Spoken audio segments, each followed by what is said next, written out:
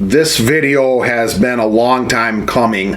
I wanted to put a video together about the herbicides that I use for all of my whitetail habitat projects. So primarily food plots, even including my production acres of corn and soybeans. And then I got a little bit in there about Simazine for establishing switchgrass and Triclopyr for killing trees and woody browse. So I want to start out with a little bit of defining some of the terms I'm going to use so that people understand some of the concepts with these herbicides. So the first is a pre-emergent herbicide. A pre-emergent herbicide works by getting into the soil and not allowing the weed seeds to germinate. That's how a pre-emergent herbicide works. So if you spray a pre-emergent herbicide over top a weed that's already emerged, some of these pre-emergent herbicides will do nothing to that plant when it's already emerged. Some herbicides are post and pre-emergent. So the weed seed is already emerged, or the plant has already emerged, and it will work to kill that plant and offer a pre-emergent or a residual part of that herbicide to not allow additional plants to emerge. Every pre-emergent has a limited ability. It's called like a residual time. So the ones that I'm going to talk about in here are variable, and that's based on how much rain you get. If you're in drought conditions, things of this nature will determine how long that residual lasts in the soil to not allow competing weeds to emerge. So that's a pre-emergent herbicide. Post-emergent herbicide is the plant has to be above ground. So I'm just going to use, and we're going to go back to these, but like a product like Roundup, glyphosate, that's a post-emergent herbicide only. So if you going through and you spray and do a burn down, which is another term I'm going to talk about here in a second, and a day later another weed emerges, or 2 days later another weed emerges, that Roundup glyphosate is going to do nothing for those weed seeds that are still in the ground. So those have to be emerged for that chemical to work. Those are post-emergent herbicides. Another thing I want to talk about are things you add to a mixture with your herbicide. So the first is a surfactant. A lot of times you'll read in the label a non-ionic surfactant. And what a surfactant does is it basically takes away the surface tension of the spray water droplets. So as you're spraying, this fine mist or these water droplets are landing on the weed seeds or the target plants that you're wanting to kill.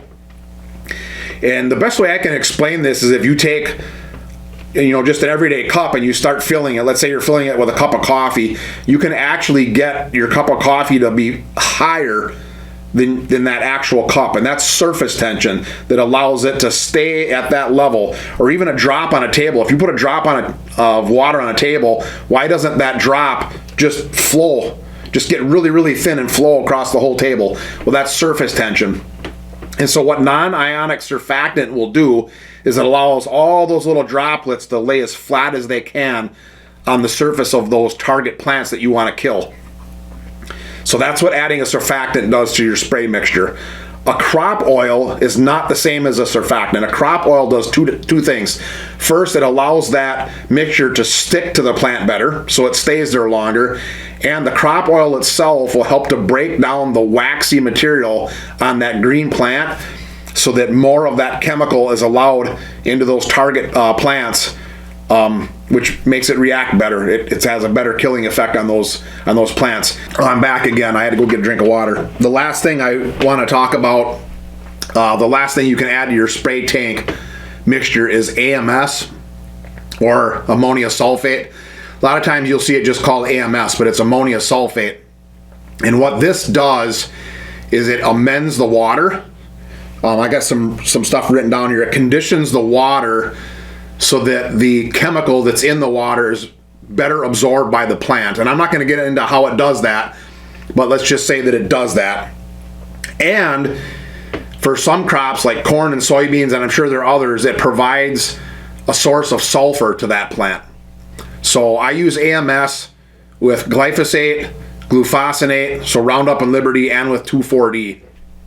I add that with my spray mixture. And the most common way to use that is 17 pounds of AMS for 100 pounds of water, which is why they sell it in 51-pound dry bags. So you can treat up to 300 gallons of water with one bag. So now I want to get into the herbicides that I use, the specific herbicides I use.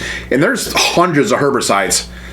So when you're done watching this with this YouTube video, I'm sure you're thinking, well, what about this chemical and what about this chemical? And I'm not going to cover chemicals that I don't use. So all the chemicals that I'm going to talk about today are what I use for my food plots, for my habitat management, and I get by with just these chemicals and nothing more. In some cases, I'm using other methods to control unwanted plants or unwanted weeds, so I don't use a chemical. So let's just get into them. I'll go kind of one by one here. The first is Liberty herbicide, which is glufosinate. Glufosinate's the chemical, but Liberty herbicide is a post-emergent herbicide, so the plant has to be up and growing, and it works very well. It's a non-selective herbicide. So what I mean by that is it's supposed to kill everything that's emerged. The only exception to that would be glufosinate tolerant weeds, which I don't think there's many, and Liberty Link, or Liberty crops like corn and soybeans. If they're Liberty traded soybeans, for example, you could spray glufosinate right over top of them and it won't harm them. I like Liberty herbicide because Liberty herbicide, as a non-selective herbicide, and meaning it'll kill everything, is very good at broadleaf weeds. Very, very good on broadleaf weeds. So by me, some broadleaf weeds that are hard to kill would be Palmer amaranth, mare's tail, redroot, pigweed. I'm trying to think if there's others. I'm sure there are others, but Liberty herbicide really will snuff out, glufosinate will really snuff out these hard to kill broadleaf weeds. And I use Liberty herbicide a lot in my corn and my soybean food plots, my corn and my soybean production acres. I'll use Liberty herbicide as a burn down if I don't want any residual effects, so I can use a Liberty herbicide to snuff out unwanted grasses, unwanted broadleaves, and I don't have to worry about any kind of pre-plant timing. I don't have to wait 7 to 10 days or 2 weeks because there's no residual with glufosinate herbicide. So Liberty is like a trade name. So there's other names. It's Liberty, Cheetah, Interline, Surmise are some that's out there, but what you need to be concentrating on is glufosinate. 24.5% solution is the stuff that I buy. I'm always using AMS at 17 pounds per 100 gallons. So if I'm using a 25-gallon sprayer, I'm using 1/4 of 17 pounds. Do the math. And the rates, I use 22 ounces per acre on corn and 29 to 36 ounces per acre for soybeans. And if I'm doing a burn down, I'll use 32 ounces per acre of Liberty if I'm doing just a burn down. And what I mean by burn down is there's no crop that's existing. I'm just trying to snuff out vegetation that's already there for whatever reason that is. Liberty herbicide also has a 4-hour rain fast in 4 hours. And because it's a post-emergent herbicide, you really want to spray Liberty when it's warm and when it's sunny. Those are the two most important things, is warm and sunny. And when it's a little more humid, you're better off. But obviously we have to pick the days that's best for us to spray, and then low wind conditions so you don't get spray drift. But warm and sunny are the most important. 4-hour rain fast, and it's for this reason I stay away from like the 2 first hours of the day and the remaining 2 hours at night if I can help it. If I can't help it, that's fine, but if I can help it, I like to spray in the middle of the day or more toward the middle of the day when it's warm and sunny to get the best kill with glufosinate or Liberty herbicide. The next thing we'll move into is glyphosate. So glyphosate or Roundup is also a post-emergent herbicide, and it's also a non-selective herbicide. So glyphosate is similar to glufosinate or Liberty. So now I'm talking about two different things here. Glyphosate is very good on grasses, and it struggles a little bit on broadleafs, whereas glufosinate or the Liberty herbicide is very good on broadleafs, and it struggles a little bit on the grasses. So one is really good on broadleaf, so one is really good on grasses, and both of them are pretty good on everything. Glyphosate is a pretty good base herbicide to use because there's so many tank mixes with glyphosate. You can add other tank mixes. So if you have, let's say you have a lot of grass in the area that you want to do some kind of weed suppression or control, you can add another chemical like 2,4-D. You can actually add Liberty for those broadleaf weeds, 2,4-D for the broadleaf weeds, and the Roundup will still have a very good suppression or control on many broadleaf weeds, but it does an excellent job on grasses. So glyphosate, there's really a whole bunch of different levels of glyphosate strengths, and it's actually by pounds of the salt that's in the solution. The most common really is like a 41% mixture, and then that's called like Buccaneer Plus or Glystar, Credit 41 Plus. These are the different brand names for glyphosate. So I'm going to give you the rates that I use the 41% at. If your weeds are 0 to 6 inches, so you got, small young weeds, you can get by with a 32%, so 1 quart per acre with a 41% solution, and I have really good control on those weeds. 6 to 12 inch weeds, you start getting a little bigger, I bump that up to 48%, and then anything over 12 inches, I'm going to 66, I'm sorry, not 48%, 48 ounces. And then anything over 12 inches, I'm bumping that up to a 66 ounce per acre with my 41% glyphosate. If you're using a product like Roundup Weather Max, which is still just glyphosate, but it's got a lot higher concentration of the active ingredient, you can actually cut that back.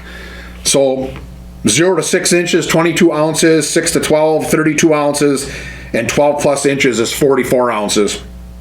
So basically, your Roundup Weather Max 4.5 pounds solution is 1.5 times stronger than your 41% solution or a 3-pound mix. The 41% solution or the 3-pound mix is really what's most popular on the shelves of just about anywhere. And even the stuff that I buy for my production acres is a 41%. With soybeans and corn food plots or my production acres, if I'm using glyphosate, I'm using 1 to 2 quarts per acre. Again, it's that 32 ounces up to 66 ounces per acre, depending on the weed size. So that's how I'm using that glyphosate product. A lot of times I'll do a burn down with glyphosate if and only if I'm not required to plant right after that burn down. And if I'm doing a burn down, a very popular mix for me is 32 ounces of 41% glyphosate mixed with 1 to 2 pints of 2,4-D. And we'll get into 2,4-D in a second here. If I'm going to do a burn down and I'm going to want to plant right after that burn down, and I don't want to have to wait for 7 to 10 days or 2 weeks, then I'm going to use the Liberty product, the glufosinate product, to do a burn down.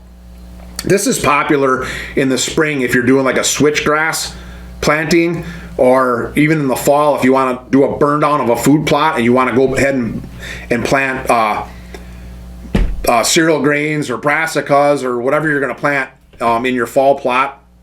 If you're doing a burn down with glyphosate only, you're good. There's no plant back time restrictions. If you start adding 2,4-D, now there's plant back time restrictions.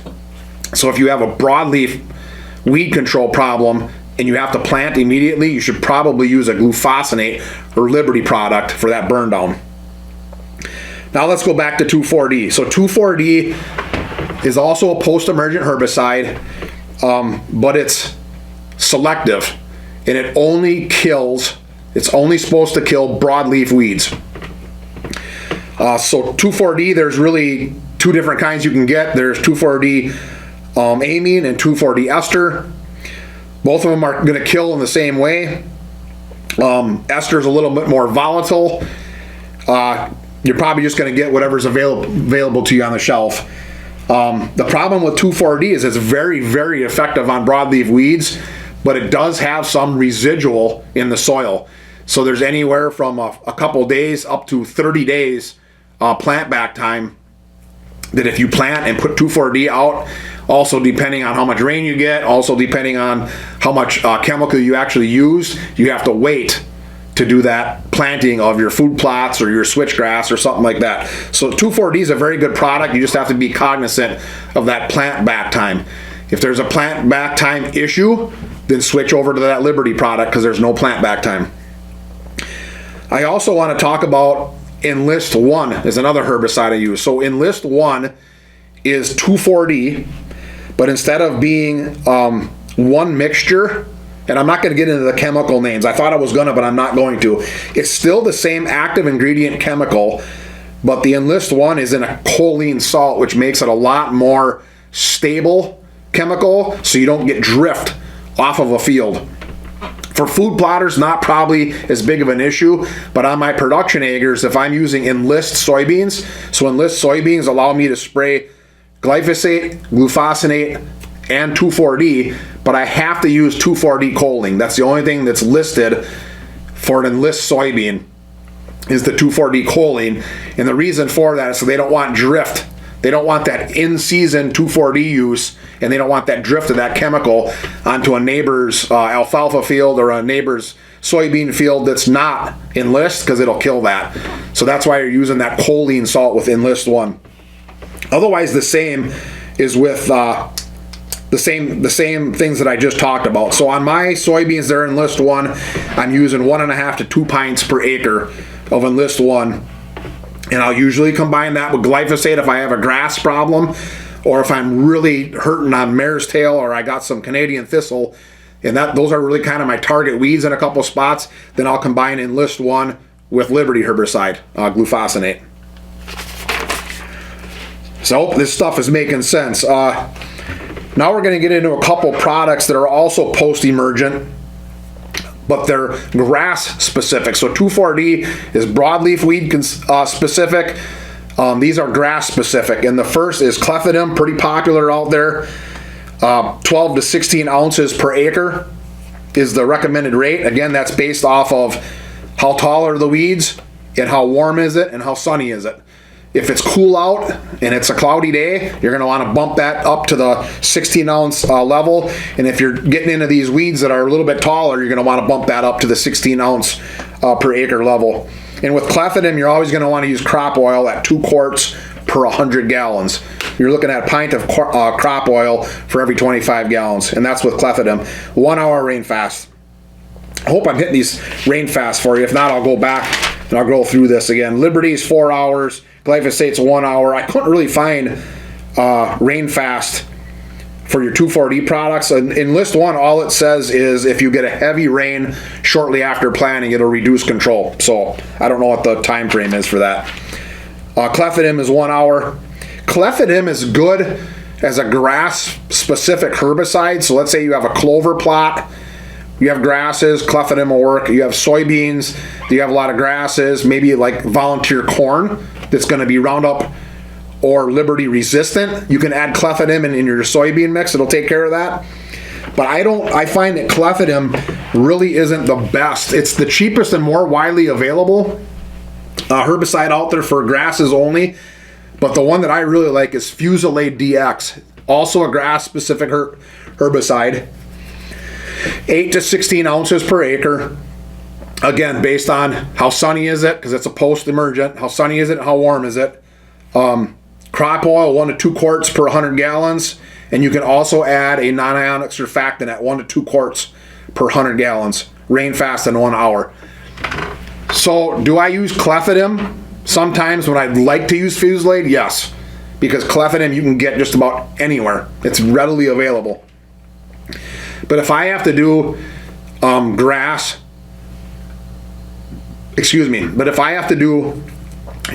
control in like a pine plantation, or if I have to do grass control in a clover plot, or grass control on just more harder to kill grasses, Fusilade DX has worked better for me than chlethodim. The last area I want to get into is 2 chemicals I really like using on non-GMO corn. So most of the corn, all the corn I buy right now for my production acres is either Roundup Ready or Liberty tolerant, glufosinate tolerant.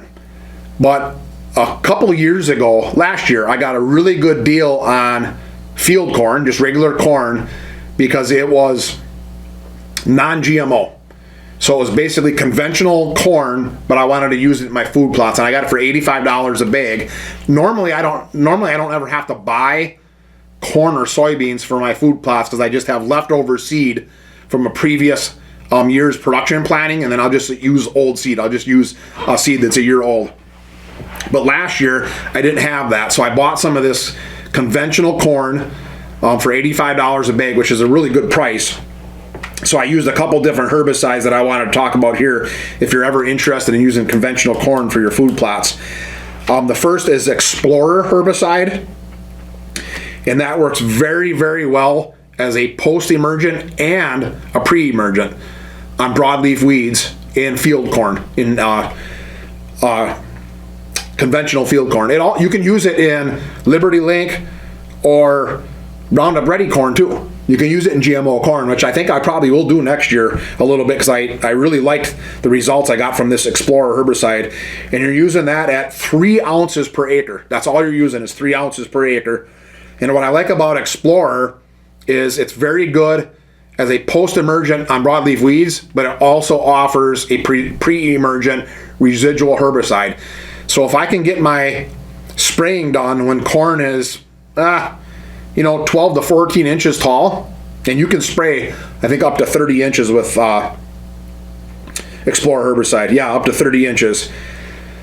But if I can come through at about this level, so the corn hasn't quite canopied over, and do a really good post-emergent herbicide spraying to kill all the grasses and kill all the broadleaves, that Explorer herbicide offers me enough residual activity in the soil to let that corn keep growing, canopies over, and now I'm good for the year. So that's why I'm using Explorer herbicide. 1 gallon crop oil per 100 gallons, 8.5 pounds per 100 gallons of AMS. That's what I use with my Explorer. The other one I like for conventional corn is Accent Q, and use that at 0.9 to 1.8 ounces per acre, and that does post-emergent control of grasses in conventional corn. The reason why it gets tricky with conventional corn for grasses is because you can't use Roundup, you can't use Liberty because it'll kill the corn, because corn's a grass. So you have to kind of use some of these a little bit more specific herbicides, and I found that Accent Q works really good for me in conventional corn. One final thing is I will tank mix Accent Q and Explorer for my conventional corn. So I'll go after the broadleaf weeds with Explorer plus residual, and I'll go after the post-emergent grasses in my conventional corn with Accent Q. 3 ounces of Explorer, 1 ounce of Accent Q, and I'm good to go. The last chemical, I got actually 2 more, the kind of specialty chemicals for me. Triclopyr 4, also called Remedy Ultra or Garlon 4. This is a very specific herbicide I use, and it's for killing trees and woody browse. And I use that as a mix of 3 parts diesel to 1 part Triclopyr. So 3 parts diesel to 1 part Triclopyr, it's really easy for me. I get a 1 gallon sprayer, 3 quarts of diesel, 1 quart of Triclopyr, and I use that to stump treat trees that I cut off that I don't want to grow back. If I girdle a tree, I can treat the girdle with this same solution, and I can basal bark treat small woody browse and saplings and things that I don't want to come back. For me, that's prickly ash, honeysuckle, any kind of tree or shrub that's small that I can just spray that basal bark treatment. Just spray it right on the tree, leave it standing, you don't have to cut it off, do anything, and it'll terminate that tree. So that's what I use Triclopyr for. The last one I want to talk about is Simazine. And Simazine, for me, is a very specific herbicide that I use for establishing a switchgrass planting. Now, I did want to talk about Simazine a little bit because I think there's some confusion on how you should use it. What's the best way to use it? So I'll talk about the way I use it, the best way have come up to use Simazine. So Simazine is a pre-emergent herbicide that remains active in the soil and has a residual effect for emerging weeds. So the hardest part about establishing a switchgrass plot, a switchgrass planting, is this weed competition, because switchgrass is slow to grow, it's slow to emerge, relatively speaking, compared to other grasses and broadleaf weeds that are out there. So I've seen people put down, let's say, Simazine in March, and then they plant their switchgrass in May. And for the life of me, I don't understand why you would ever do that. It's a pre-emergent with a limited amount of residual. It doesn't last for 12 months. It lasts for maybe 4 to 8 weeks, somewhere in there. It's been my experience. So Simazine, you really want to put down right before your switchgrass starts to emerge. So if you did, let's say you did a dormant or a frost seeding of switchgrass. Switchgrass won't germinate and start to grow until the ground temperature reaches about 55 degrees. So you're not going to want to put Simazine down in March or even early April if you're in an area where your soil temps are still at 45 degrees or 48 degrees. If you have weeds that are starting to emerge before switchgrass, and you have to be careful, you got to know what you're doing here, but you can do a burn down of glyphosate or Liberty. I wouldn't use 2,4-D because that might harm your switchgrass seedlings or your seeds. But you can do a burn down of glyphosate and Liberty of any weeds that have already emerged, then put your Simazine on right before your switchgrass is going to start to germinate and emerge. This is the reason why I always recommend, and I always personally don't do a dormant seeding and I don't do a frost seeding, because I want that spring green up to happen in April and May. I want that last green up to occur. So I've spent all the following year preparing a site for a switchgrass planting by repeated termination through tillage and herbicide usage in that area where I'm going to put that switchgrass.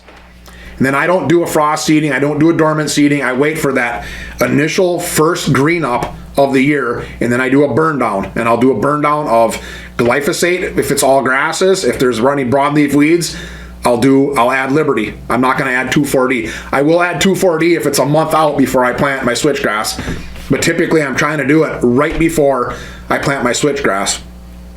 And then when I plant my switchgrass, hopefully right around the time that the soil temperatures are about 55 degrees.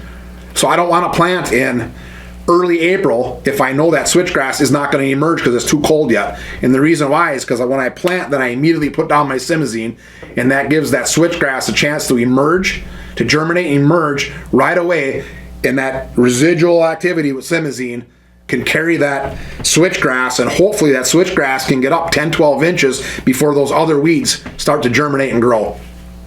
And when I've done this method before, I personally have never had a failed stand of switchgrass, and then I'm walking away from it. I'm not having to go back and spray other chemicals or do mowings or all this other stuff that you see people struggling constantly with establishing switchgrass.